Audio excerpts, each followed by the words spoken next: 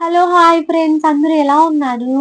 మీరెప్పుడన్నా వడిదునుకల కూర తిన్నారా? నేనైతే చిన్న పిల్లప్పుడు మా అమ్మ, మా అత్త వాళ్ళు చేసేవాళ్ళనమాట. తినేదాన్ని. ఇది హెల్త్‌కి చాలా మంచిదంట. అయితే బాలింతలకి, తర్వాత ఎవరికన్నా హెల్త్ బాలేకుండా ఉంటది కదా! వాళ్ళు తొందరగా కోలుకోవాలని ఈ వడిదునుకుల కూర అనేది చేసి పెడతా ఉంటారనమాట.